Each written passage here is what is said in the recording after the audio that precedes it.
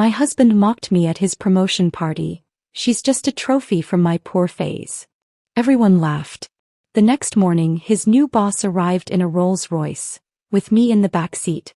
I watched him smirk, completely unaware of the surprise awaiting him. He had no idea who really controlled everything. I froze outside Leonard's home office door, my hand raced to knock, when I heard him speaking to someone on the phone. The party tonight is perfect timing. I'll make it clear that I've outgrown this phase of my life, including my wife. Time to upgrade to someone who matches my success. My coffee cup slipped from my other hand, crashing to the hardwood floor I had polished yesterday morning, shattering like my understanding of our marriage. The porcelain fragments scattered across the gleaming wood, each piece reflecting the afternoon sunlight streaming through our bay window. I stared at the mess, my mind struggling to process what I had just heard. 7 years of marriage reduced to a phase that needed upgrading. The carefully prepared coffee I had brought him, 2 sugars, splash of cream exactly as he preferred, now created a spreading brown stain on the floor I had spent an hour perfecting. Leonard's voice continued through the heavy oak door, casual and confident. Trust me, Marcus, tonight's announcement will set the stage perfectly. I've already chosen the navy dress for her to wear. Makes her look appropriately grateful but not attention-seeking. By the time I finish my speech, everyone will understand that successful men sometimes need to make difficult choices about their personal lives. My legs felt unsteady. Marcus Webb, his company's CFO, was apparently part of this conversation. This was not a spontaneous decision or a moment of cruel frustration. Leonard had planned this betrayal with the same methodical attention he brought to his quarterly reports. The navy dress hanging upstairs in our closet, the one he had specifically requested I wear tonight, was not chosen to make me look beautiful. It was selected as my execution outfit. I backed away from the door, my bare feet careful to avoid the broken ceramic. The hallway felt foreign suddenly, despite containing photographs documenting 7 years of our shared life. Our wedding picture hung beside images from anniversaries, vacations, and family gatherings. In each photo, I appeared genuinely happy, genuinely in love with the man who was currently describing me as disposable merchandise to his colleague.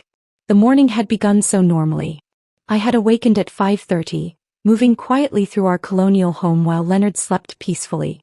The kitchen had been my domain then, filled with the golden light of sunrise and the satisfaction of creating the perfect start to his important day. Fresh daisies from our garden brightened the breakfast table. His favorite coffee mug waited beside the morning newspaper, folded to the business section as he preferred.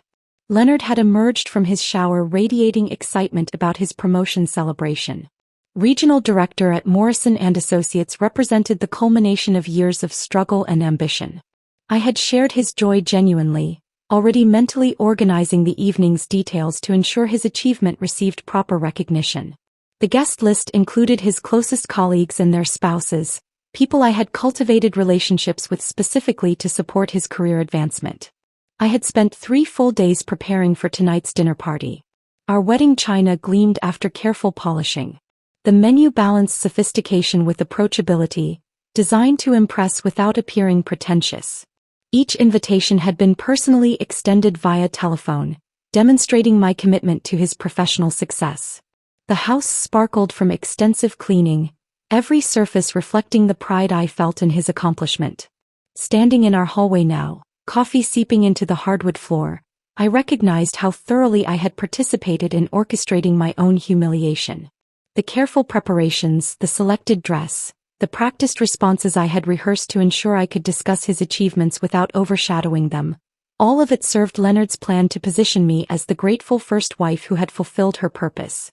Leonard's voice drifted through the door again, discussing timing and strategy with clinical precision. The key is making it seem natural, like I'm sharing a personal revelation rather than delivering a prepared statement. Cheryl will be standing right where everyone can see her reaction. The visual impact will be perfect, the devoted wife realizing she's been replaced by her husband's evolved expectations. My hand covered my mouth, stifling the sound that wanted to emerge. He had choreographed not just his own performance but my public destruction. The promotion party I had planned with such care was designed as the stage for my humiliation. Leonard had calculated my positioning in the room, anticipated my emotional response, and prepared his colleagues to witness what he apparently considered entertaining theater. The photographs lining our hallway suddenly appeared different, like evidence in a criminal investigation rather than treasured memories. Leonard's expressions in recent images carried subtle changes I had dismissed as stress or professional focus. His smiles seemed performed rather than genuine. His posture suggested distance rather than intimacy. The warning signs had been accumulating for months, but I had interpreted them as temporary challenges rather than systematic preparation for my disposal. I walked carefully to the kitchen, avoiding the broken ceramic, and retrieved cleaning supplies from beneath the sink. The familiar motions of gathering paper towels and floor cleaner provided temporary stability while my mind processed this new reality. I had perfected the art of maintaining our household's appearance, but I had failed to recognize that my husband viewed me as another domestic element requiring periodic updating. The afternoon sunlight streaming through our bay window illuminated dust particles dancing in the air, each mote following invisible currents and patterns. I found myself envying their freedom of movement, their ability to drift wherever air currents carried them. My own life had become rigidly structured around Leonard's needs and preferences, each day choreographed to support his comfort and success. Kneeling beside the coffee stain, I began the methodical process of cleaning. The porcelain fragments clinked softly as I gathered them, sharp edges threatening cuts if handled carelessly. The metaphor was not lost on me. Our marriage had shattered just as suddenly and completely, leaving dangerous pieces that required careful navigation to avoid further injury. Leonard's voice had fallen silent behind the office door. Perhaps his strategic planning session with Marcus Webb had concluded. Soon he would emerge, expecting his coffee and my supportive attention as he prepared for tonight's celebration. He would find me cleaning up the mess his words had created, just as I had cleaned up countless other disruptions to our domestic harmony over 7 years of marriage. The hardwood floor gleamed again after careful attention, showing no evidence of the destruction that had occurred moments earlier. But unlike the easily restored surface, my understanding of our relationship could not be polished back to its previous condition. The stain Leonard's words had created in my mind would prove far more permanent than spilled coffee on wooden floors. I disposed of the broken ceramic pieces and returned the cleaning supplies to their designated locations. The kitchen appeared exactly as it had before I attempted to bring Leonard his afternoon coffee. But I was fundamentally changed, carrying knowledge that would alter every subsequent interaction between us.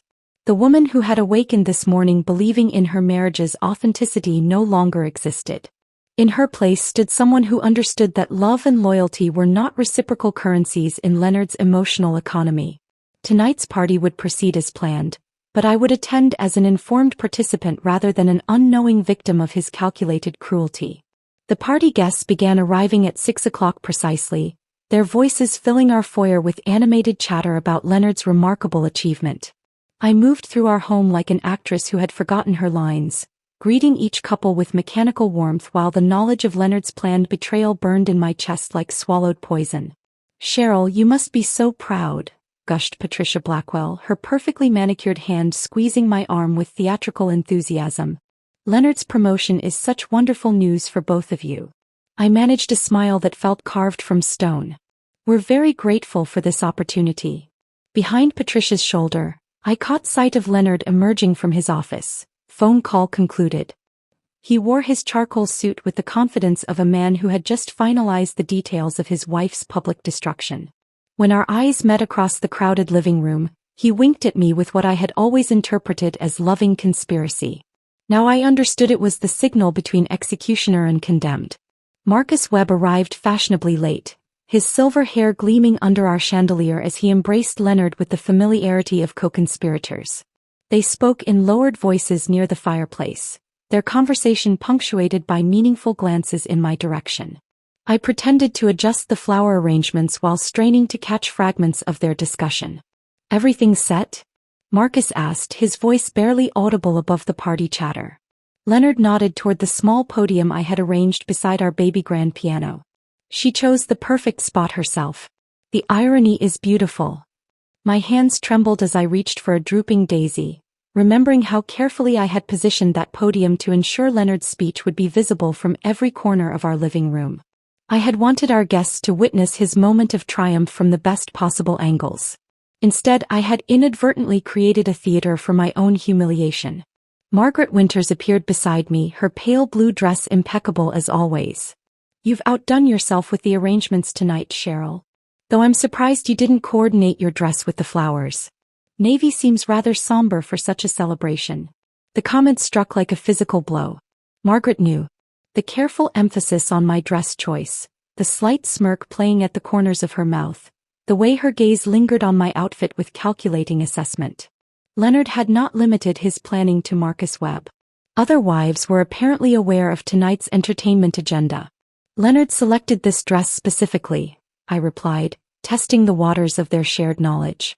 "How thoughtful of him to take such interest in your appearance," Margaret responded, her tone layered with meaning. "Men do appreciate when we present ourselves appropriately for important occasions." The conversation continued around me as more guests arrived, but I felt increasingly detached from their animated discussions about career advancement and social climbing. Everyone seemed to possess information I lacked, participating in some elaborate performance where I remained the only person unaware of my assigned role. Leonard clinked his knife against his champagne glass at precisely 8 o'clock, calling for attention with the practiced timing of someone who had rehearsed this moment extensively. The room fell silent except for the soft jazz playing from our sound system, which suddenly seemed inappropriately cheerful for what was about to unfold. "Friends, colleagues, neighbors," Leonard began, his voice carrying easily across our living room. "Thank you for joining Cheryl and me tonight to celebrate this incredible milestone in my career." I stood near the kitchen doorway, exactly where I had positioned myself countless times during our dinner parties, the spot that provided easy access to refresh drinks and retrieve additional food without disrupting conversations. Leonard's gaze found me across the crowded room with laser precision, and I felt that familiar chill of recognition that had first struck me outside his office door hours earlier. "7 years ago I was nobody," he continued, his confidence building with each word. "A struggling salesman with big dreams and no connections. I made some questionable choices during that desperate period." The room remained attentively silent, but I noticed subtle shifts in posture as guests prepared for revelation. Margaret Winters positioned herself slightly behind my left shoulder. Patricia Blackwell moved closer to my right side. Marcus Webb watched from across the room with the focused attention of someone waiting for a specific cue. "Including marrying a woman who represented that particular phase of my life," Leonard said, his eyes locked on mine. "My poor phase, if you will." The laughter that erupted felt like physical violence. Each chuckle from people I had welcomed into our home struck me like individual slaps across the face. The sound seemed to come from every direction, surrounding me with the cruel amusement of friends who had apparently been anticipating this moment for weeks. Margaret's hand landed on my arm with what she probably imagined was comfort, but her eyes sparkled with the unmistakable gleam of someone witnessing premium social drama unfold in real time. Around me, familiar faces transformed into something alien and hostile. Mrs. Henderson from down the street covered her mouth in mock shock while her shoulders shook with suppressed giggles. Tom Bradley, Leonard's former college roommate, raised his champagne glass in what appeared to be a celebratory toast to my public destruction. "Now that I've achieved the success I always knew was possible," Leonard continued, emboldened by their enthusiastic response, "perhaps it's time to consider what a man in my position really needs. A real partner who can match my achievements rather than remind me daily of where I came from." The champagne glass slipped from my fingers, crashing against our hardwood floor with a sound that momentarily cut through the renewed laughter. The crystal shattered into countless fragments, amber liquid spreading across the wood I had polished to perfection just hours earlier. But I barely noticed the mess at my feet, too stunned by the systematic nature of my husband's character assassination. This was not a spontaneous moment of cruel honesty. Leonard had crafted these words with the same careful attention he brought to his quarterly presentations. Every phrase had been calculated for maximum impact, every pause timed to build dramatic tension. The promotion celebration I had planned with such devoted care had been transformed into the stage for my complete social destruction. "Oh my," Patricia whispered beside me, her voice carrying just enough volume to ensure nearby guests could hear her theatrical concern. "Are you feeling quite well, Cheryl? You look rather pale." I stared at the broken glass at my feet, each fragment reflecting the chandelier light like tiny accusatory eyes. The party continued around me as if nothing significant had occurred, conversations resuming their animated pace while I stood paralyzed in the wreckage of my marriage and dignity. Leonard descended from the podium to enthusiastic applause, accepting congratulations and backslaps from colleagues who had just witnessed him discard his wife like outdated furniture. He moved through the crowd with the easy confidence of someone who had successfully completed a difficult but necessary task. I excused myself to our powder room, navigating carefully around the broken glass while guests stepped aside to create a path marked by barely concealed pity and voyeuristic fascination. The bathroom door closed behind me like the lid of a coffin, muffling the continued celebration of my public execution. The fluorescent lighting revealed a stranger in the mirror, a hollow-eyed woman whose carefully applied makeup could not camouflage the devastation written across her features. For the first time in years, I allowed myself to cry without restraint, deep-wrenching sobs that emerged from a place I had kept sealed away since childhood. I emerged from the powder room 20 minutes later, my face carefully repaired with makeup from my purse, though nothing could truly disguise the hollow devastation in my eyes. The party had reached its peak energy.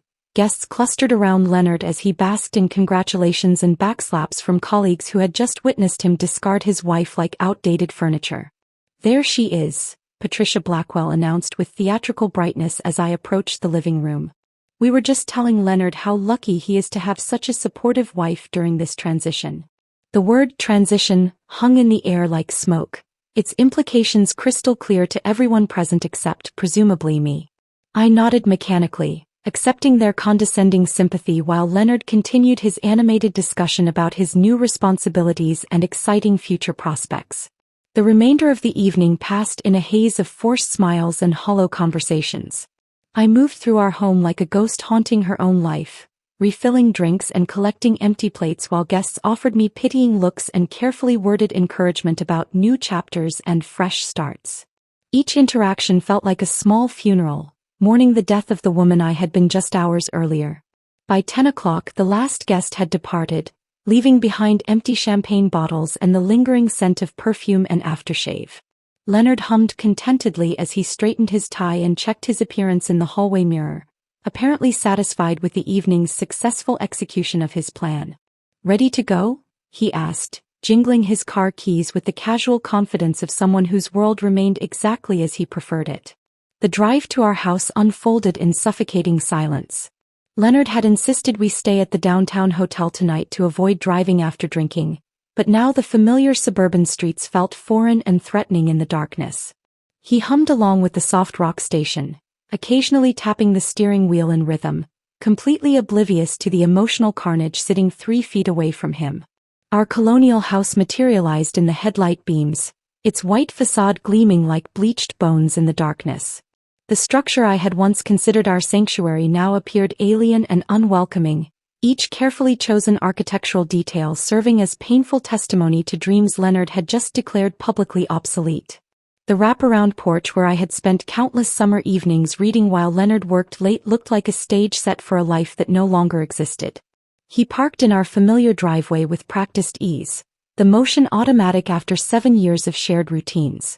The garage door opener buzzed to life, revealing the orderly space where I had organized tools and holiday decorations with the same meticulous attention I brought to every aspect of our domestic life. Even the garage reflected my efforts to create perfect order, each item assigned its designated place in service of our shared existence. Leonard whistled softly as we entered through the mudroom, hanging his keys on the hook I had installed beside the door. The house smelled faintly of the vanilla candles I had lit before guests arrived, a scent that once represented warmth and hospitality but now felt cloying and false. "Great party tonight," he commented, loosening his silk tie as we stood in the entryway where we had welcomed family and friends for 7 years of marriage. "I think everyone really understood the message about moving forward." I stared at him, searching his face for any sign of awareness regarding the magnitude of what he had just done. His expression remained pleasant and satisfied, like a man who had successfully completed a challenging but necessary business presentation. "How could you humiliate me like that in front of everyone we know?" I finally managed, my voice barely above a whisper. Leonard paused in the process of removing his cufflinks, genuinely surprised by my question. "Humiliate you? Cheryl, I was being honest about my growth as a person." Surely you understand that successful people sometimes need to make difficult choices about their personal lives. His casual dismissal of our marriage as a difficult choice, rather than a sacred commitment, cut deeper than any public insult. The man standing in our foyer bore little resemblance to the person I had fallen in love with a decade ago. That Leonard had possessed dreams we shared together, ambitions that included rather than excluded me. This is our marriage, Leonard. 7 years of building a life together. How is that just a phase you've outgrown? He finished removing his cufflinks and placed them in the small dish I had positioned on the entry table specifically for that purpose. Every detail of our domestic organization reflected my attention to his preferences and comfort, yet he spoke about our relationship as if it were a business arrangement that no longer served his interests. Look around, Cheryl, he said, gesturing toward our carefully decorated living space. Look at what I've accomplished. Look at where I'm headed professionally. Now look at the wives of the men I work with. Really look at them. What do they bring to their marriages besides supportive smiles?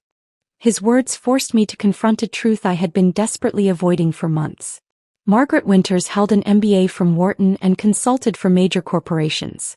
Patricia Blackwell had built a successful interior design business that complemented her husband's real estate investments. Even Sarah Chin, Leonard's younger colleague, possessed advanced degrees and professional credentials that enhanced rather than limited her partner's social standing.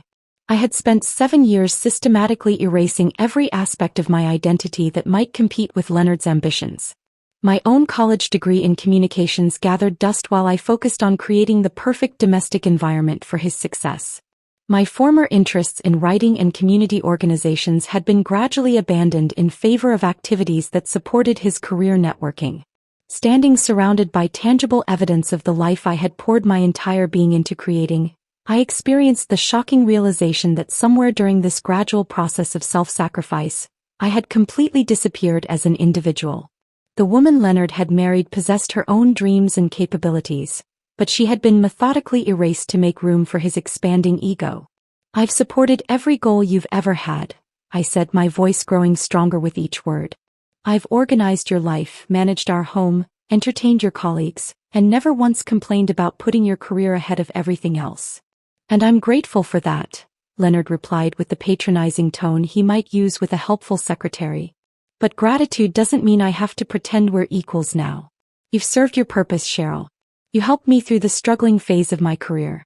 But now I need something different. The clinical coldness of his assessment rendered me speechless. Our marriage had been reduced to a business transaction in his mind, with clearly defined utility that had simply expired along with his need for my services. Leonard headed toward the stairs, apparently considering our conversation concluded. I'm tired. Tomorrow's going to be a busy day with transition meetings and strategic planning sessions. Try to get some sleep.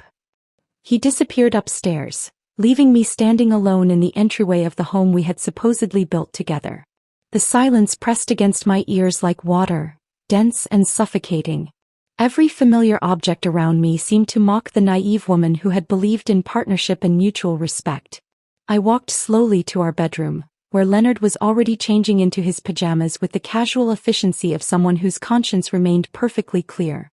He settled into bed and reached for his phone, scrolling through messages and emails as if nothing significant had occurred tonight.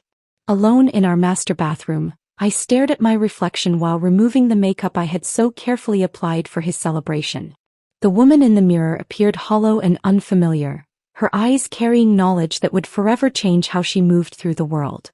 I needed to hear a voice from the life I had abandoned when I chose marriage over independence. My sister Emma had always represented the path not taken, the woman who prioritized career over domestic comfort.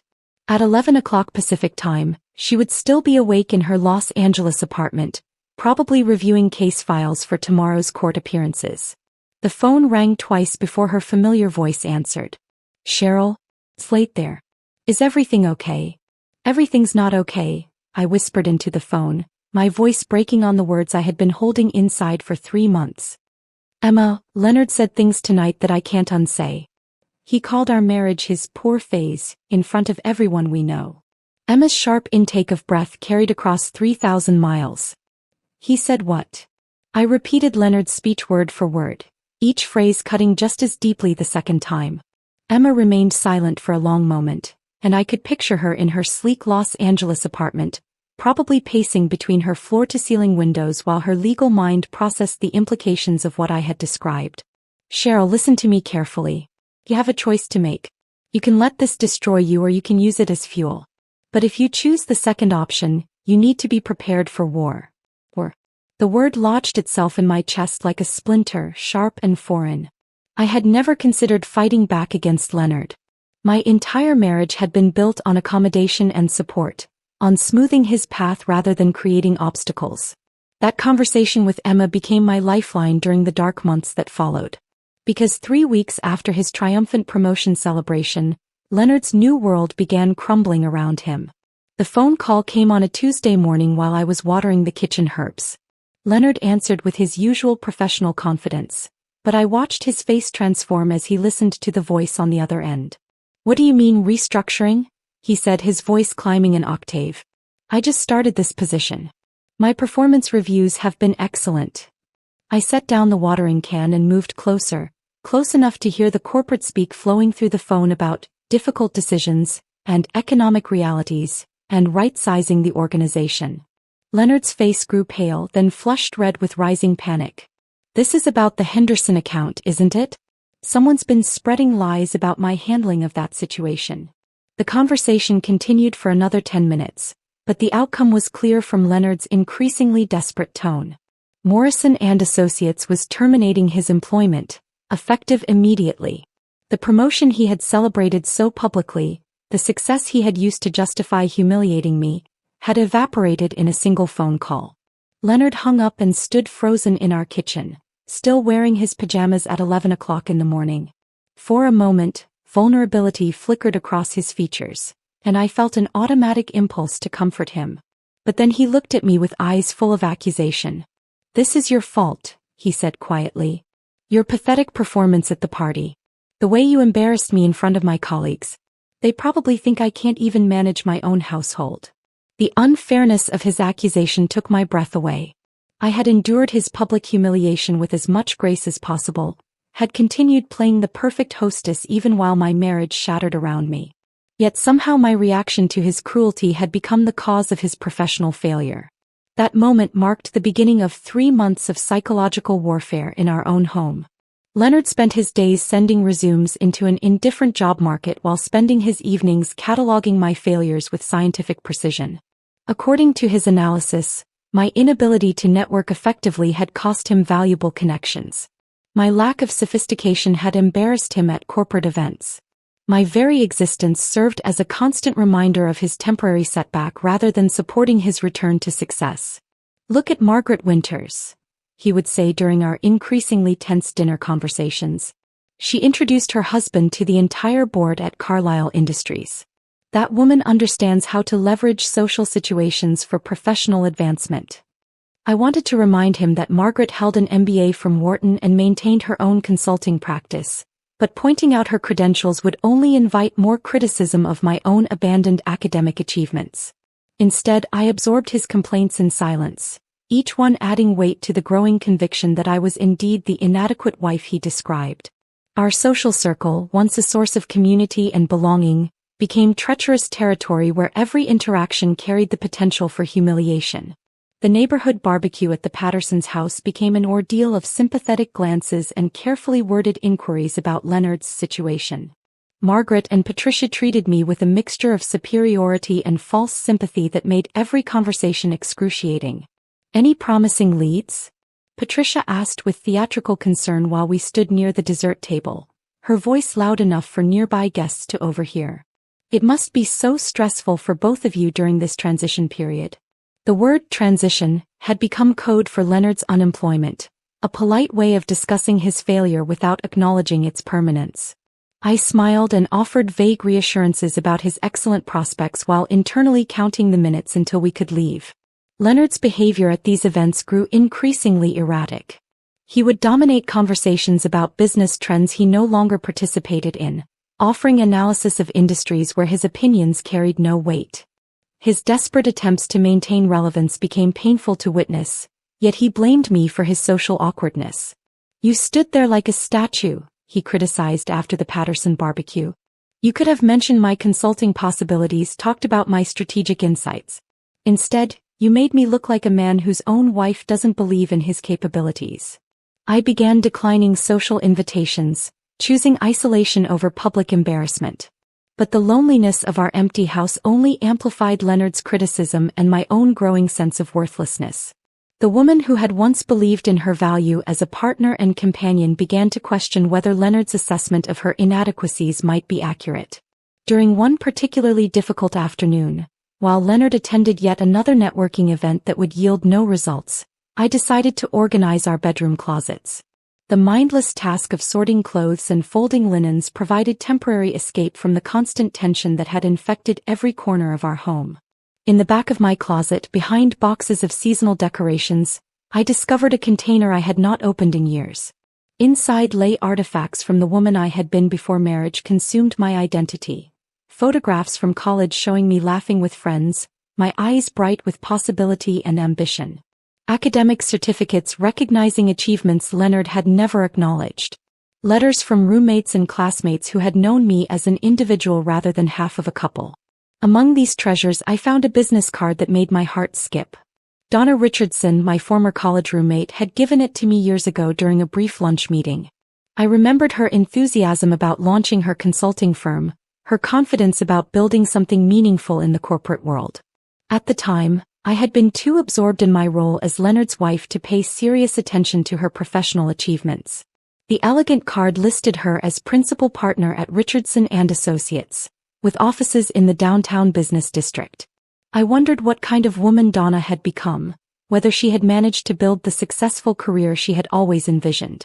For the first time in months, I felt curiosity about something beyond my own misery. Leonard's voice carried up the stairs as he returned from his networking event, his tone already sharp with disappointment before he had even entered the house. Another afternoon of rejection and false encouragement had ended predictably. Soon he would be cataloging the ways I had failed to support his efforts, analyzing how my shortcomings continued to sabotage his prospects. I tucked Donna's business card into my jewelry box, hiding it among earrings and necklaces I rarely wore anymore. The small act of concealment felt simultaneously guilty and thrilling, like claiming a secret piece of myself that Leonard could not criticize or diminish. That night, as Leonard slept beside me with the exhausted heaviness of a man whose dreams were collapsing, I stared at the ceiling and wondered whether Emma's advice about choosing war over destruction might be more than just sisterly support. For the first time since that devastating party, I began to consider the possibility that Leonard's assessment of my worthlessness might be wrong. 2 weeks passed before I found the courage to retrieve Donna's business card from my jewelry box. Leonard had left for another futile networking breakfast, his daily ritual of disappointment dressed up in his best suit and desperate optimism. The house felt different in his absence, less suffocating, as if the walls themselves could finally exhale. I held the elegant card between my fingers, studying the embossed lettering that spelled out Richardson & Associates. The professional weight of it contrasted sharply with my current reality of grocery lists and household maintenance schedules. My college roommate had built something substantial while I had been perfecting the art of domestic invisibility. My hands trembled as I dialed the number. The receptionist's crisp voice answered on the second ring. Richardson & Associates, how may I direct your call? I'd like to speak with Donna Richardson, please.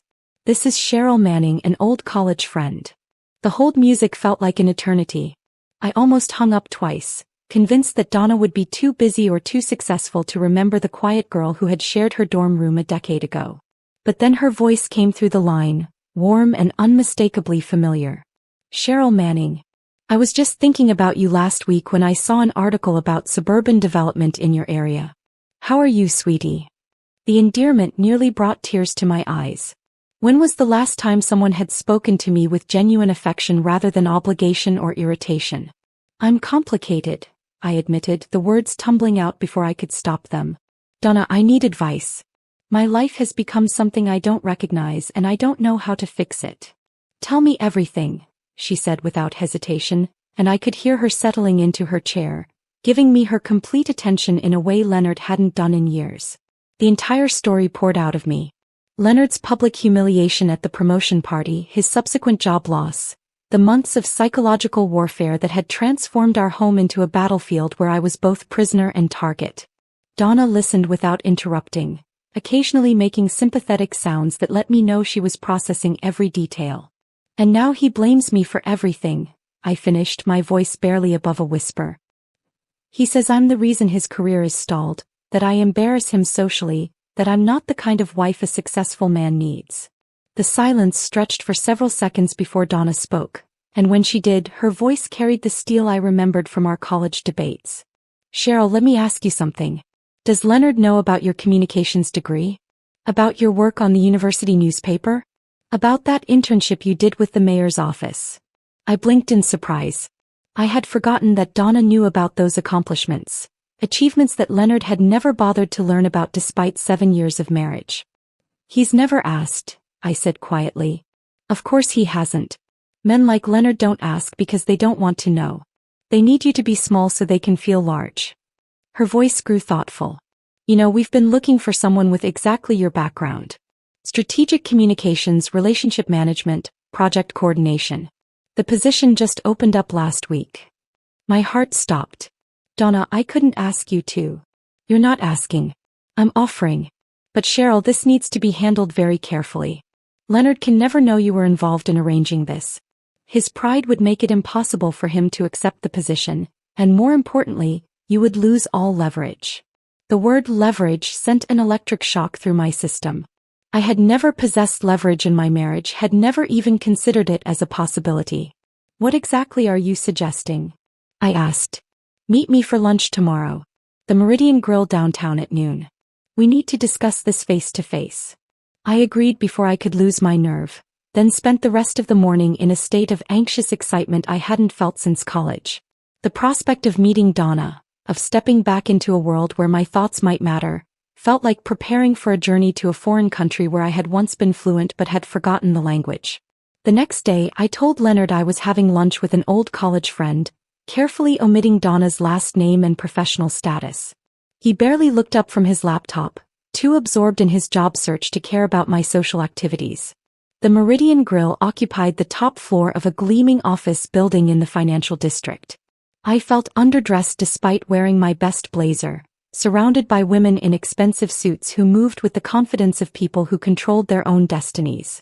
Donna arrived exactly at noon, and I recognized her immediately despite the sophisticated bob haircut and tailored navy dress that probably cost more than my monthly grocery budget. She embraced me warmly, and I caught a hint of expensive perfume that spoke of success and self-assurance. You look exactly the same, she lied kindly, though her eyes took in the changes that 7 years of diminishing myself had wrought. We were seated at a table overlooking the city, the view encompassing the suburban neighborhoods where I spent my days organizing Leonard's life and absorbing his criticism. From this height, those concerns seemed distant and manageable. Tell me about Richardson and Associates, I said once we had ordered. Donna's face lit up with genuine pride. We started 5 years ago with 3 employees and a borrowed office. Now we have 42 people and clients in 6 states.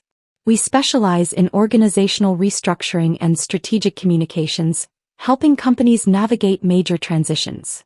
The parallel to my own situation was not lost on me. I was certainly in need of major transition navigation. The position I mentioned would be perfect for someone with your background, Donna continued. Corporate relationship management with a focus on helping executives integrate into new organizational structures. The salary range is $60,000 to $80,000, depending on experience. The numbers made my head spin. Leonard had never shared specific details about our finances, handling all monetary decisions himself, but I knew that range represented significant income by any standard. Donna, I haven't worked in 7 years. My confidence is completely shot. I'm not sure I remember how to function in a professional environment. She leaned forward, her gray eyes intense. Confidence is a skill just like any other. It can be rebuilt with practice and success. But first we need to get Leonard back on his feet so you have room to maneuver. Over the next hour, Donna outlined a plan that was both elegant and devious. Leonard's resume would be strategically positioned to highlight exactly the qualifications her firm needed for a new regional director position. His background in sales and client relations would be packaged as invaluable experience for managing corporate restructuring projects. Most importantly, his discovery of this opportunity would appear completely coincidental. He'll receive a call next week from our head of recruitment, Donna explained. We'll say his resume came highly recommended through professional networks. He'll never suspect your involvement. As she spoke, I felt dormant parts of my mind stirring to life. The analytical thinking skills that had earned me academic recognition in college, the strategic planning abilities I had used to coordinate Leonard's career advancement, the satisfaction that came from solving complex problems through careful reasoning. I had forgotten how much I enjoyed intellectual challenges that extended beyond meal planning and social calendar management. Why are you willing to do this for me? I asked. Donna smiled, but there was steel beneath the warmth. Because I remember the woman you were in college. Brilliant, ambitious, capable of anything you set your mind to. That woman is still in there, Cheryl. She's just been buried under years of being told she doesn't matter. The drive home felt different, as if the familiar suburban streets were leading to a destination I had never visited before. I imagined Leonard's excitement when he received an unexpected call from Richardson and Associates. His gratitude for what would appear to be a miraculous reversal of fortune. He would never suspect that his supposedly worthless wife had orchestrated his professional salvation. For the first time in months, I felt something that might have been hope stirring in my chest. Or perhaps it was something more dangerous than hope. Perhaps it was the first taste of power, and the intoxicating realization that I was not nearly as helpless as Leonard had convinced me to believe. The phone call came exactly when Donna had promised it would. Leonard answered on the second ring, his voice carrying the practiced professionalism he reserved for potential employers. I stood at the kitchen sink, pretending to wash dishes while listening to his side of the conversation. Yes, this is Leonard Manning, he said, straightening his posture even though the caller could not see him. Richardson and Associates? I'm not familiar with your company, but I'm certainly interested in hearing about opportunities. I watched his reflection in the window above the sink as his expression shifted from polite interest to genuine excitement. His free hand began gesturing animated, a habit he displayed when truly engaged in professional discussions. Regional account manager? That does sound like it would utilize my background effectively, he continued, moving toward his home office with renewed energy. When would be convenient for an initial conversation? The call lasted 15 minutes. During which Leonard's voice grew increasingly enthusiastic. When he emerged from the office, he was practically glowing with possibility. Cheryl, the most remarkable thing just happened, he announced, loosening his tie with the casual confidence I had not seen in months. A consulting firm downtown called about a position that seems perfectly suited to my experience. They said my resume came highly recommended through professional networks. I dried my hands carefully, arranging my face into an expression of supportive surprise. That's wonderful news, Leonard. Tell me about the company. Richardson and Associates. They specialize in corporate restructuring and strategic communications. The woman I spoke with, Donna Richardson, seems incredibly sharp. She mentioned that they're looking for someone with exactly my combination of sales experience and relationship management skills. The name rolled off his tongue without any recognition of its significance in my life. Donna Richardson was simply another corporate executive to him, not the college roommate who had shared my dorm room and witnessed my academic achievements that he had never bothered to learn about. Do you think it's legitimate? I asked, knowing full well that it was more legitimate than Leonard could possibly imagine. Absolutely. She knew specific details about my background at Morrison and Associates, mentioned some of the client relationships I had developed there.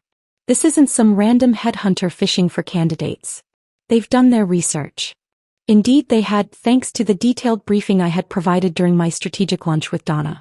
Every aspect of Leonard's professional history that she had referenced during their call had been carefully selected to make him feel valued and understood. The interview was scheduled for the following Thursday at their downtown offices. Leonard spent the intervening days researching the company and preparing responses to anticipated questions, his mood lighter than I had seen it since his devastating job loss. He even thanked me for ironing his best shirt and selecting an appropriate tie, gestures of gratitude that had become rare during his months of unemployment and mounting bitterness. Thursday morning arrived with autumn sunshine streaming through our bedroom windows. Leonard showered with unusual care, spending extra time on his grooming routine while humming softly under his breath. I prepared his coffee with the same attention to detail I had maintained throughout our marriage, though now the familiar ritual carried different meaning. Instead of supporting his success from the shadows, I was orchestrating it through channels he could never suspect. "Wish me luck," he said, kissing my cheek before heading to his car. The casual intimacy felt strange after months of tension and criticism, but I recognized it as Leonard's version of gratitude for what he perceived as my unwavering support during his professional difficulties. "You don't need luck," I replied, which was entirely true given the careful preparation that had preceded this moment. He returned 3 hours later radiating an energy I had not witnessed since his initial promotion celebration, before everything had collapsed into months of unemployment and psychological warfare in our own home.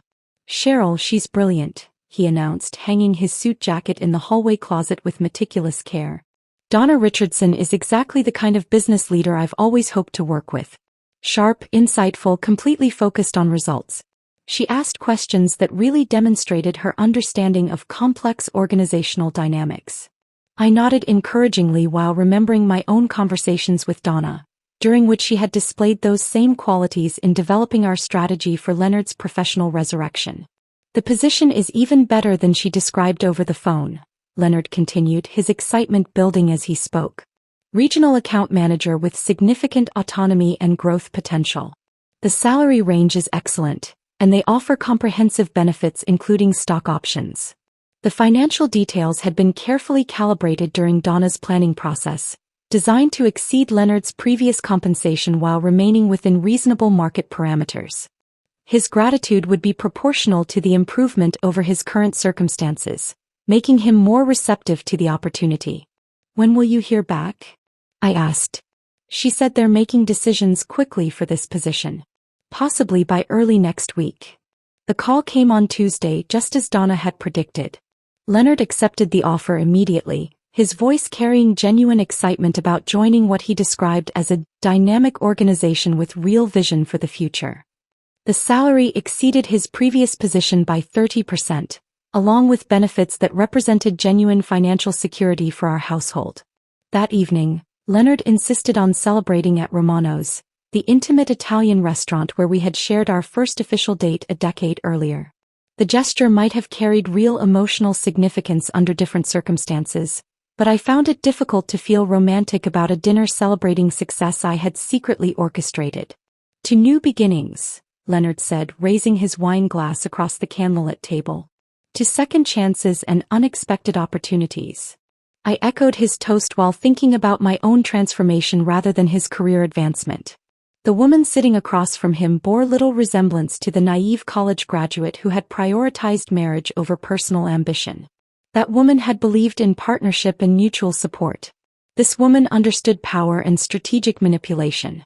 Leonard settled into his new role at Richardson and Associates with the enthusiasm of someone whose faith in his own capabilities had been restored by external validation.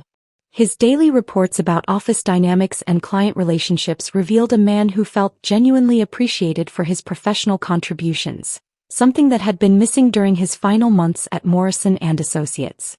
"Donna runs incredibly efficient meetings," he would report over dinner. "No time wasted on politics or bureaucratic nonsense. She focuses on results and expects the same from everyone else." I listened to these descriptions of my college roommate with detached amusement, noting how Leonard's respect for her professional competence contrasted sharply with his dismissive attitude toward women he considered less accomplished. Donna had earned his admiration through business success, while I remained categorized as the domestic helper whose contributions were expected rather than valued. Within 6 weeks of starting his new position, Leonard began mentioning Sarah Chin with increasing frequency. The junior associate apparently possessed fresh perspectives on client relationship management and innovative approaches to strategic communications that really complement my experience. His descriptions of her contributions carried an enthusiasm he had not shown when discussing my insights in years. "You should meet her at the holiday party," Leonard suggested one evening. "I think you'd find her interesting. She has some fascinating ideas about work-life integration for modern professionals." The irony was not lost on me. Leonard was eager to introduce me to the younger woman whose professional accomplishments impressed him, apparently unaware that his interest in her capabilities revealed his fundamental disrespect for mine. The holiday party arrived in mid-December, held at an upscale hotel downtown. I wore my black cocktail dress and carefully applied makeup, preparing for what would likely be an evening of observing Leonard's obvious attraction to his brilliant young colleague. Sarah Chin proved to be everything Leonard had described: intelligent, ambitious, and unfortunately naive about the true character of married men who praised her potential while dismissing their wives as obstacles to advancement. She spoke passionately about strategic communications theory and organizational psychology, displaying exactly the kind of intellectual engagement that Leonard craved but had never sought from me. I watched him during their conversation, noting the way he positioned himself to maintain her attention and the subtle manner in which he directed credit toward himself while appearing to celebrate her contributions. The techniques were familiar from our early courtship, when he had made me feel uniquely understood and valued. The evening Leonard came home carrying the unmistakable scent of expensive perfume that did not belong to me, I felt the final piece of my old accommodating self crumble into dust. I sat alone in our kitchen after he had gone upstairs to shower, staring at our wedding photographs still displayed on the refrigerator door, and realized with crystal clarity that romantic love had been replaced by cold, calculating determination. The innocent woman who had married Leonard Manning no longer existed. In her place sat someone far more dangerous. A woman who understood power, possessed hidden resources, and had learned that respect must be taken rather than hoped for. I called Donna the next morning, my voice steady despite the emotional earthquake that had shaken me to my core. The scent of another woman's perfume still lingered in my memory, a tangible reminder that my marriage had become nothing more than a convenient facade for Leonard's evolving ambitions.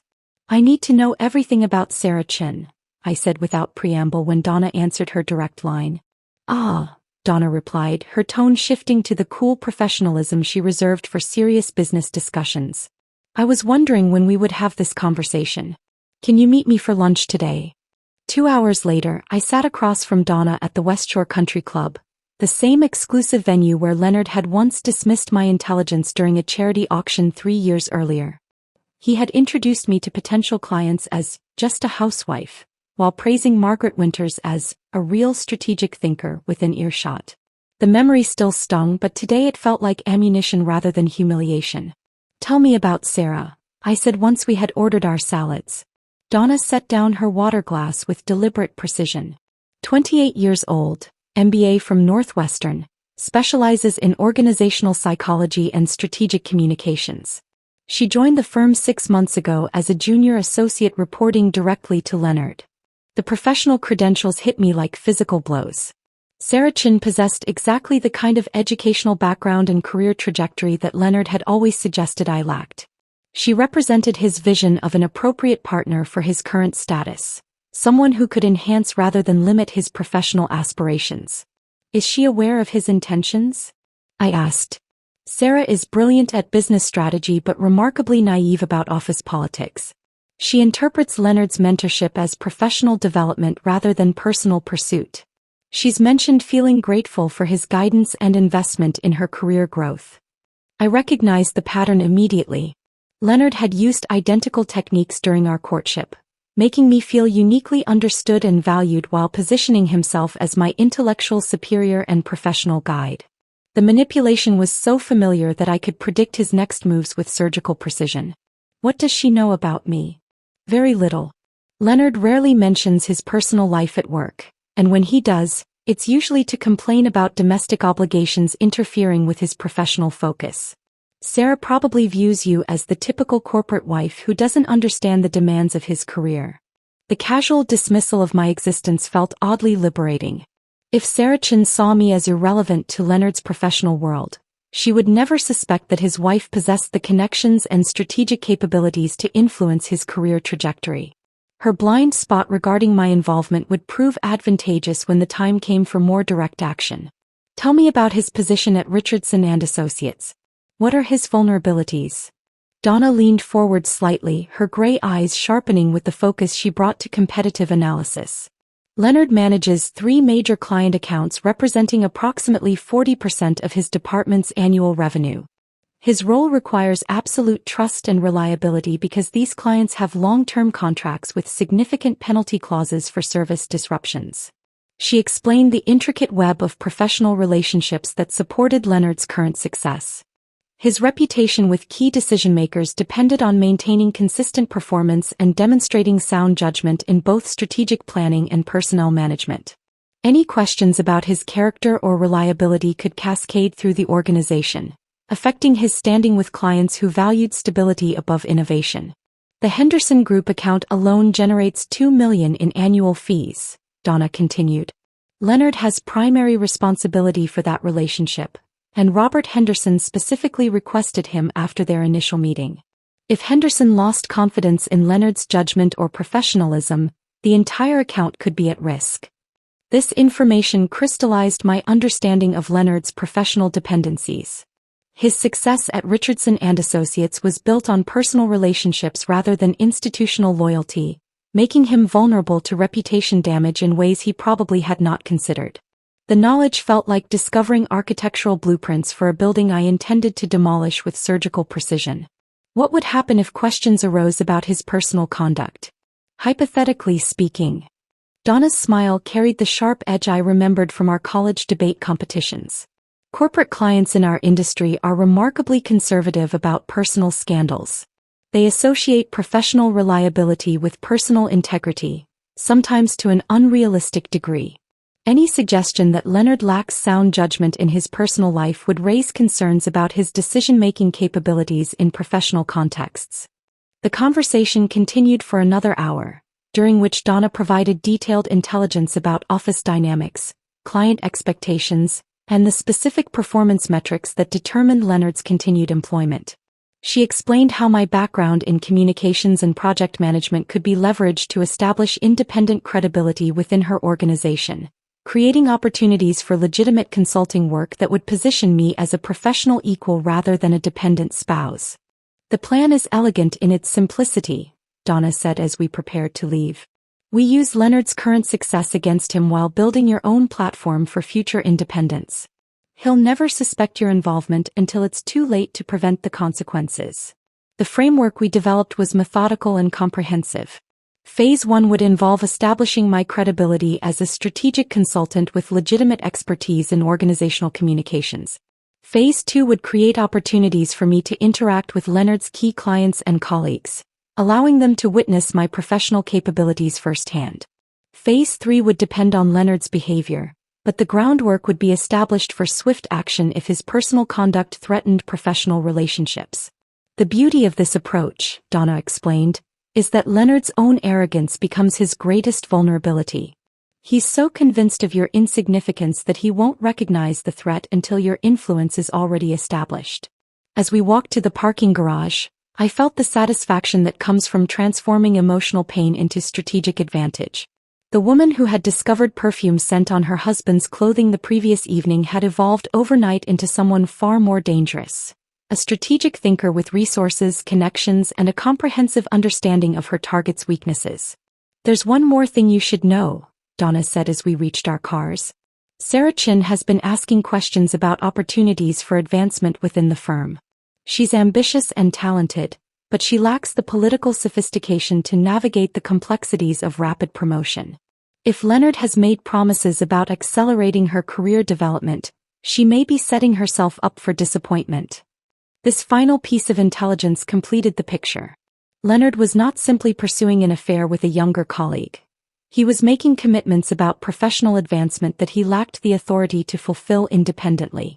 His promises to Sarah would create expectations that could lead to complications affecting multiple client relationships and organizational dynamics.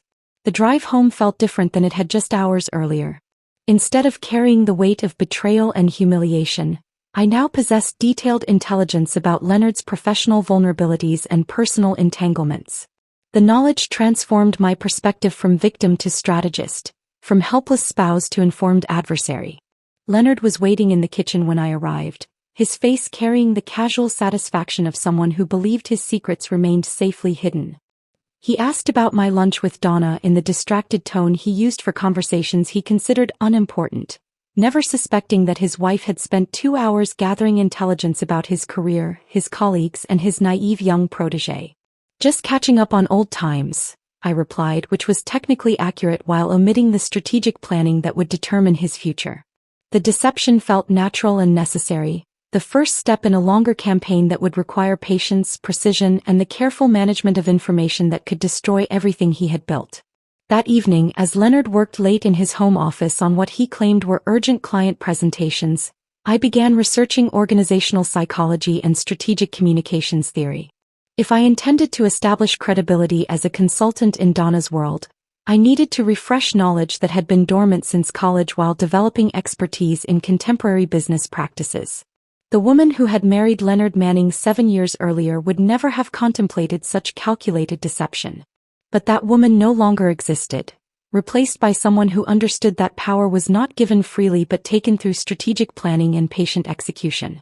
The following Monday morning, I stood before my bedroom mirror adjusting the charcoal gray blazer I had not worn in 3 years. The professional attire felt foreign after months of suburban casual wear, but the transformation was necessary for what Donna and I had planned. Today, I would enter Leonard's professional sanctuary not as his dependent wife, but as a strategic consultant worthy of serious business consideration.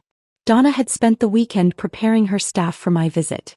According to the carefully constructed narrative, I was a potential consultant being considered for a high-level project requiring specialized expertise in organizational communications and relationship management. The fiction was sophisticated enough to withstand casual scrutiny while positioning me as someone deserving respect and professional attention from Richardson and Associates senior leadership. I arrived at the downtown office building at 10 o'clock, my heels clicking against marble floors as I approached the elevator bank. The lobby bustled with professionally dressed men and women carrying briefcases and speaking in the clipped tones of people managing important business. For the first time in years, I felt like I belonged in this environment rather than merely visiting it as Leonard's appendage. Donna met me at the reception desk on the 15th floor, her greeting warm but appropriately professional for the benefit of observing colleagues. She wore a navy suit that probably cost more than my monthly grocery budget, and her confidence filled the space around her like an invisible force field. "Cheryl, wonderful to see you," she said, extending her hand for a firm handshake. "I'm excited to show you our facilities and discuss how your expertise might complement our current initiatives." The elevator carried us to the 4th floor, where Leonard maintained his corner office with windows overlooking the financial district. Through the glass walls that separated individual offices from the main corridor, I could see him at his desk reviewing documents with the serious expression he adopted when attempting to appear indispensable to his colleagues. His dark suit was impeccably tailored, his posture erect and focused, projecting the image of a successful professional fully engaged in important work. He had not yet noticed our arrival in the adjacent conference room, providing me with the psychological advantage of observing his behavior before he became aware of my unexpected presence in his professional sanctuary. I watched him answer his phone with practiced authority, gesture animated during what appeared to be a complex discussion about client relationships or strategic planning. This was Leonard in his element, the version of himself he considered most authentic and valuable. "Impressive facilities," I commented to Donna, though my attention remained focused on my husband's professional performance just 20 feet away.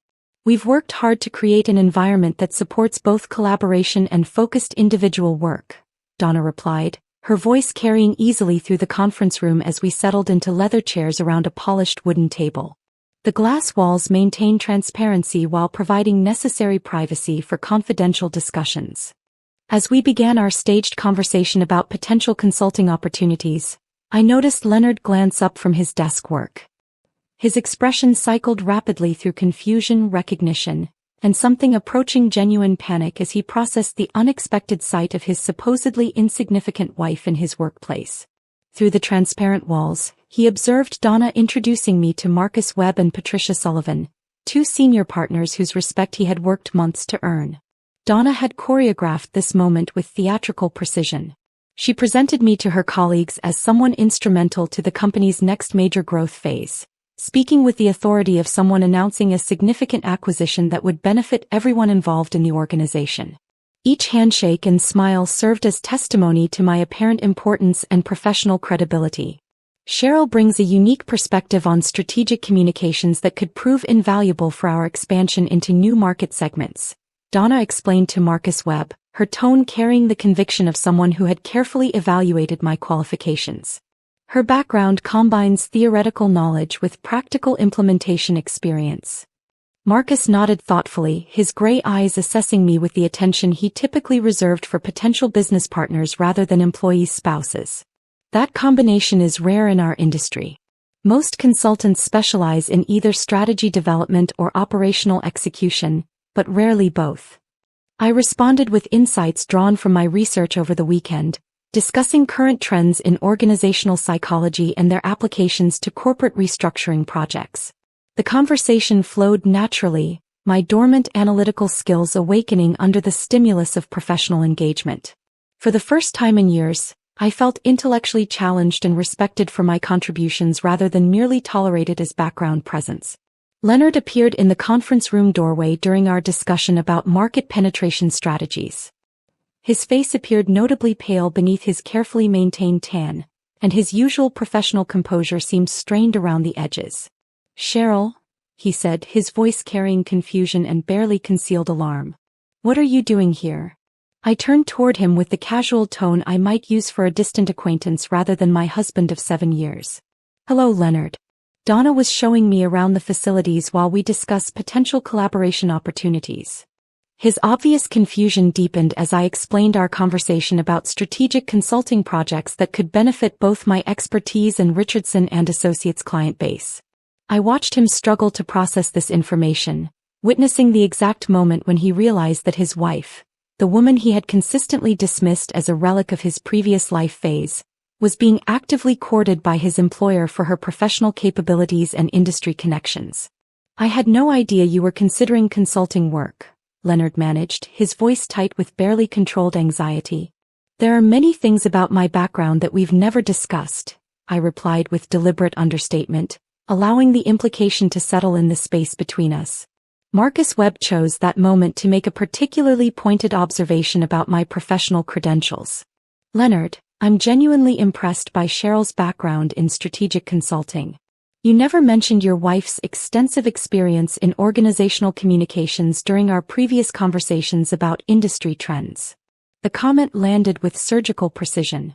Leonard's mouth opened and closed soundlessly as he struggled to reconcile this new information with his fixed image of our marriage, where I existed solely as his supporting cast rather than an independent professional with expertise and network connections. The idea that I might possess genuine value separate from him, that I might have developed skills and relationships he had never bothered to discover or acknowledge, appeared to short-circuit his fundamental understanding of our relationship dynamics. "Cheryl has always been very supportive of my career," Leonard finally managed, his tone suggesting he was grasping for familiar ground in an increasingly unstable conversation. "Support is valuable," Patricia Sullivan interjected with a knowing smile, "but active professional collaboration offers much more substantial benefits for everyone involved." The distinction was subtle but unmistakable. Patricia was differentiating between my traditional role as Leonard's domestic supporter and my potential function as a professional equal worthy of respect and meaningful compensation. The senior partners treated me with a level of deference Leonard had never witnessed, asking my opinions on market trends and strategic initiatives as if my insights carried genuine weight in their decision-making processes. Our meeting continued for another 30 minutes. During which Leonard remained hovering near the conference room doorway like someone uncertain whether he was welcome in a conversation that should have included him naturally. His discomfort grew more apparent as the discussion progressed, particularly when Donna mentioned my potential involvement in client relationship management and strategic planning projects that overlapped with his current responsibilities. "We should schedule a follow-up meeting to discuss specific project parameters and compensation structures," Donna concluded, extending her hand for another firm handshake. "I think this collaboration could prove mutually beneficial for everyone involved." As we walked toward the elevator, Leonard fell into step beside us, his professional mask firmly in place despite the obvious strain beneath its surface. "Cheryl, I had no idea you were interested in returning to consulting work." "I've been developing my expertise quietly for some time," I replied, which was technically accurate while omitting the strategic planning that had preceded this moment. Donna recognized potential applications for my background that align with Richardson and Associates' current growth initiatives. The elevator doors closed behind us and I felt the satisfaction that comes from witnessing someone's worldview shift in real time. Leonard's entire understanding of our marriage had been built on his intellectual and professional superiority. his assumption that I brought nothing of value to our partnership beyond domestic maintenance and social support. Today's demonstration of my professional credibility and industry connections had shattered those assumptions with surgical precision. The woman who had entered Richardson and Associates that morning was fundamentally different from the one who had discovered perfume scent on her husband's clothing just days earlier. That woman had been a victim of circumstances beyond her control. This woman possessed leverage, connections, and the growing confidence that comes from being valued for her mind rather than merely tolerated for her convenience. 2 weeks after my strategic introduction to Richardson and Associates, Donna called with an opportunity that would complete my transformation from invisible wife to recognized professional. The quarterly company meeting was approaching, and she needed someone to present on strategic market positioning for their upcoming client expansion initiative. Your expertise in organizational communications would be perfect for this topic, she explained during our phone conversation. The presentation would be to the entire staff, including senior partners and all department heads. It's exactly the kind of visibility that establishes credibility within our industry. I accepted without hesitation, though my stomach tightened with nervous energy. This would be my first professional presentation in 7 years, delivered to an audience that included my husband and his colleagues who had witnessed his public dismissal of my capabilities just months earlier. The following week, I spent every afternoon in our home office preparing while Leonard attended his regular work meetings. I researched current market trends, analyzed competitive positioning strategies, and developed frameworks for client relationship management that drew from both academic theory and practical business applications. The intellectual engagement felt like oxygen to someone who had been suffocating, each hour of preparation awakening analytical skills I had forgotten I possessed. Leonard noticed my increased computer usage but attributed it to typical domestic activities like online shopping or social media browsing. His assumptions about my intellectual limitations remained so deeply ingrained that he never questioned why I might be spending concentrated time on research and strategic analysis.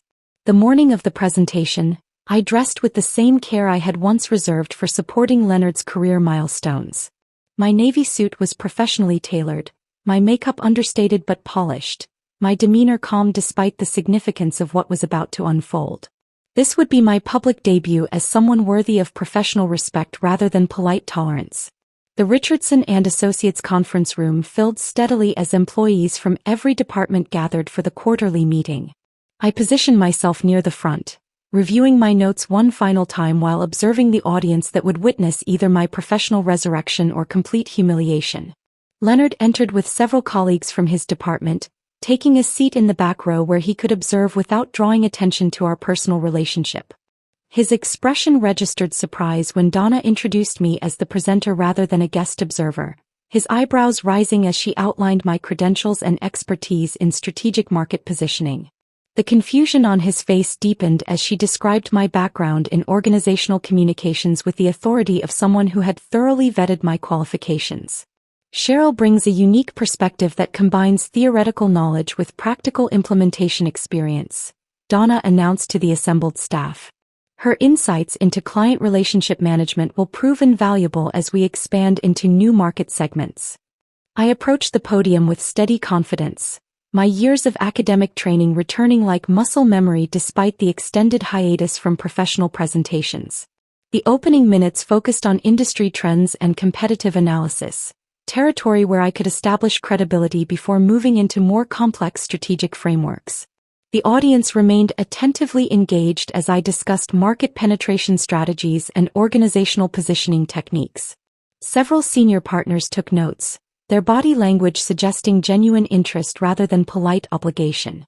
Even colleagues who had previously known me only as Leonard's wife began asking substantive questions about implementation methodologies and performance metrics. During the question period, Marcus Webb inquired about my experience with major corporate clients. I mentioned several former classmates who now held senior positions at Fortune 500 companies, describing collaborative projects we had worked on during my consulting internship years earlier. The names I dropped carried significant weight within their industry, and several attendees recognized these contacts with obvious respect. You maintain active relationships with Patricia Morrison at Carlisle Industries? Asked Janet Sullivan from the business development team. She's considered one of the most innovative strategic planners in the region. We've stayed in touch since graduate school, I replied casually, omitting the fact that Patricia and I had exchanged holiday cards and occasional emails for years without Leonard ever learning about these connections. She's been generous with insights about organizational restructuring trends. Leonard's face grew increasingly pale as the conversation continued. Each revelation about my professional network and industry connections demonstrated the extent of resources he had dismissed as non-existent throughout our marriage. His entire worldview had been constructed around his intellectual superiority and my domestic limitations, assumptions that were crumbling in real time before his colleagues and superiors. The presentation concluded to enthusiastic applause, with several senior partners approaching to discuss potential consulting opportunities and collaborative projects. Their interest appeared genuine rather than merely polite, suggesting that my professional credibility had been successfully established within the organization that employed my husband. Donna chose that moment to make an announcement that would complete Leonard's professional humiliation. I'm pleased to announce that Cheryl will be joining Richardson and Associates as a special consultant focusing on client relationship management. She'll be working closely with our junior associates to develop strategic communication frameworks for our expansion initiatives. She gestured towards Sarah Chin, who had been sitting near the front taking detailed notes throughout my presentation.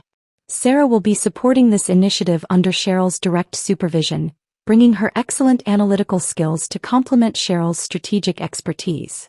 The irony was perfect and devastating.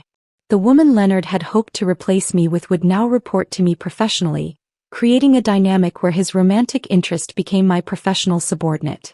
Sarah's expression registered confusion about this unexpected arrangement, clearly uncertain about the complex personal dynamics she had unknowingly entered. Leonard appeared physically ill as he processed the implications of this power reversal. His affair with Sarah had been premised on her professional sophistication and career ambitions, qualities he had claimed were absent in his marriage. Now his wife held direct authority over the woman he had positioned as his intellectual and professional superior. As colleagues dispersed from the conference room, Marcus Webb approached Leonard with pointed questions that served as public accountability for his previous dismissal of my capabilities. Leonard, I'm genuinely puzzled about why you never mentioned Cheryl's impressive qualifications when we've had numerous conversations about expanding our strategic consulting capabilities, Webb said, his tone carrying clear criticism. The company has been searching for exactly this kind of expertise, and you never thought to mention that your wife possessed these skills and connections. Leonard's mouth opened and closed soundlessly, his usual professional eloquence completely absent as he struggled to explain his oversight without revealing the depth of his disregard for my professional potential. Cheryl has always been very supportive, he managed weakly, falling back on the familiar territory of my domestic contributions rather than acknowledging professional capabilities he had never bothered to investigate. Support is valuable, Webb replied with obvious skepticism, but active professional collaboration offers substantially more benefits for organizational growth. Your wife's presentation today demonstrated exactly the kind of strategic thinking we need for our client expansion initiative. The public questioning served as poetic justice for Leonard's original humiliation of me at his promotion party. He now experienced the shame of being diminished before colleagues while his previously dismissed wife received recognition and respect he had never witnessed me command. The role reversal was complete and surgical in its precision. Sarah Chin approached me as the conference room emptied, her expression carrying uncertainty about our new professional relationship. I'm looking forward to working with you on the client relationship initiative, she said, though her tone suggested confusion about how this arrangement had developed so quickly. I think you'll find the project both challenging and rewarding, I replied with professional courtesy, noting how Leonard watched our interaction from across the room with obvious anxiety.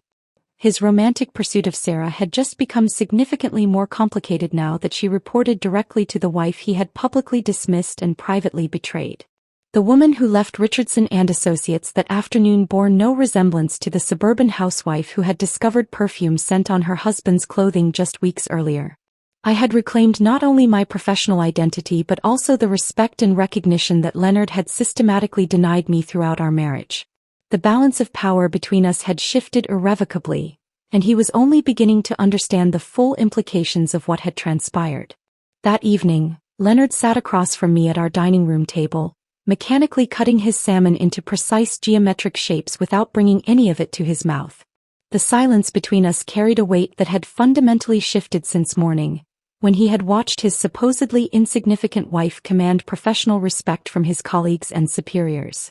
For the first time in our 7-year marriage, his discomfort filled the space rather than mine. I ate my dinner with deliberate composure, savoring both the meal and the role reversal that had transformed our domestic dynamic. The woman who had once absorbed his criticism while serving his preferences now possessed leverage he was only beginning to comprehend. The balance of power between us had shifted so dramatically that even our familiar dining room felt like foreign territory where new rules applied. "So," Leonard said finally, setting down his fork with careful precision, "how long have you known Donna Richardson?" The question carried layers of accusation and bewilderment that he was struggling to articulate diplomatically. I met his gaze with steady confidence, noting how his usual authority had been replaced by something approaching vulnerability. "Since college," I replied, cutting my vegetables with the same methodical attention he was giving to his untouched salmon. "We were roommates for 2 years and have maintained our friendship ever since." Leonard's face registered the implications of this information like someone solving a complex equation with unpleasant results. His eyes narrowed slightly as he processed the timeline, calculating how many years I had possessed connections and capabilities he had never bothered to investigate or acknowledge. "You never mentioned that she owned a consulting firm," he said, his tone carefully neutral despite the accusation beneath it. "You never asked about my college friendships or professional connections," I responded with equal neutrality. "You assumed I had none worth mentioning." The truth hung between us like a challenge neither of us could ignore. For years, Leonard had treated me as if I possessed nothing of value beyond domestic maintenance and social support. He had created a version of our marriage where I existed solely to reflect his importance, never imagining that I might maintain an independent identity with resources and relationships he had dismissed as non-existent. Over the following days, Leonard made increasingly desperate attempts to reassert control within our household. He questioned the legitimacy of my consulting work, suggesting that Donna had offered me the position out of misguided charity rather than genuine recognition of my professional capabilities. He dismissed my new colleagues as people playing elaborate games of corporate networking rather than engaging in meaningful business relationships. "You're getting ahead of yourself with these sudden career ambitions," he said one morning while reviewing his own work emails at the breakfast table. "Consulting requires years of experience and industry relationships that you simply don't possess." His criticism revealed the desperation of someone whose entire identity had been built on intellectual and professional superiority over his spouse. The evidence of my competence and connections threatened his fundamental understanding of our relationship dynamics, forcing him to confront the possibility that his dominance had always been maintained through my willing compliance rather than his inherent advantages. I responded to his challenges with calm professionalism, neither arguing nor yielding to his attempts at diminishment. The woman who had once absorbed his criticism in silence had been replaced by someone who understood that his approval was no longer necessary for her self-worth or professional advancement. "My consulting work stands on its own merits," I replied without defensiveness. "Donna and her partners are sophisticated business professionals who don't make hiring decisions based on personal charity." The composed confidence in my voice seemed to unnerve Leonard more than argumentative responses would have. He was accustomed to emotional reactions that validated his position as the rational authority in our household. My professional composure denied him that familiar dynamic while establishing new boundaries he was struggling to navigate. My new role at Richardson & Associates required regular collaboration with Sarah Chin, creating a professional relationship that gradually revealed the complicated personal dynamics surrounding her involvement with Leonard. During our first project meeting, I observed her carefully, noting the intelligence and ambition that had attracted Leonard's attention while recognizing the naivety that had made her vulnerable to his manipulation. Sarah possessed genuine expertise in organizational psychology and demonstrated analytical skills that would prove valuable for client relationship management projects. Her youth and professional enthusiasm reminded me of my own career aspirations before marriage had consumed my individual identity. The irony was not lost on me that Leonard's romantic interest had chosen the professional path I had abandoned to support his ambitions. As we worked together over several weeks, Sarah began to understand the complex situation she had unknowingly entered.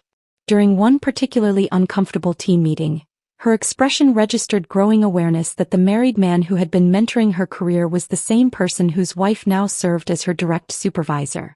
The realization created an ethical and professional dilemma that forced Sarah to re-evaluate Leonard's character and intentions. Her discomfort with the situation became increasingly evident during our collaborative work sessions, where she struggled to maintain professional focus while processing the implications of his romantic pursuit. Leonard noticed Sarah's growing distance during their office interactions, his confidence wavering as he realized that his professional authority over her had been supplanted by my supervisory role. The power dynamic that had enabled his romantic pursuit had been systematically dismantled through strategic planning he had never suspected. One afternoon, Sarah requested a private meeting to discuss her position within the consulting initiative. We met in a small conference room adjacent to Donna's office, where she could speak candidly without concern about professional repercussions. "I need to be completely honest with you about a situation that's affecting my ability to focus on our project work," she began, her voice carrying the careful precision of someone navigating delicate territory. I waited for her to continue, maintaining professional neutrality while internally recognizing the conversation Leonard had been dreading since my appointment as her supervisor. "Leonard has been suggesting that we develop a personal relationship beyond our professional collaboration," Sarah continued, her discomfort evident in her choice of diplomatic language. I initially interpreted his interest as career mentorship, but recent conversations have made his intentions clear. The admission confirmed what I had suspected while providing Sarah with an opportunity to extricate herself from a situation that had become professionally compromising. Her willingness to address the issue directly demonstrated the ethical standards that separated her from Leonard's willingness to exploit professional relationships for personal gain. "I appreciate your honesty," I replied carefully. "How would you prefer to handle this situation moving forward?" Over the following weeks, Sarah maintained strictly professional boundaries with Leonard while excelling in her work on client relationship management projects. Her relief at escaping his romantic pursuit was evident in her renewed focus and collaborative enthusiasm. Leonard's realization that his intended replacement had chosen professional integrity over his personal attention served as a final blow to his assumptions about his own irresistible appeal. As autumn progressed into winter, I discovered that my revenge had evolved into something more meaningful than simple retaliation.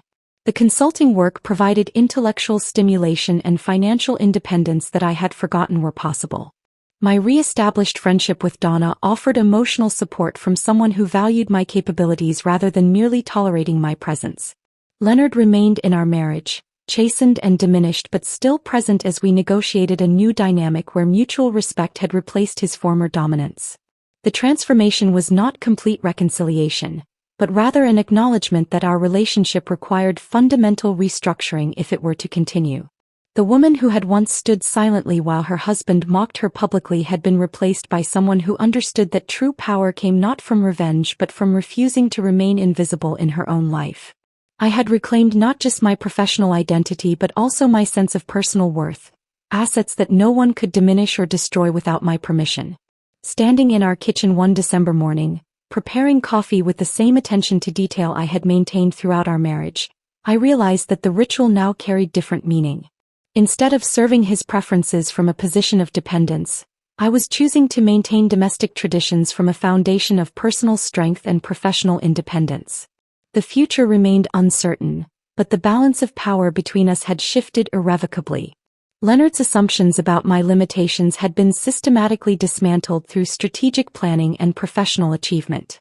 The woman he had dismissed as disposable had proven herself not only valuable but indispensable to the organization that employed him.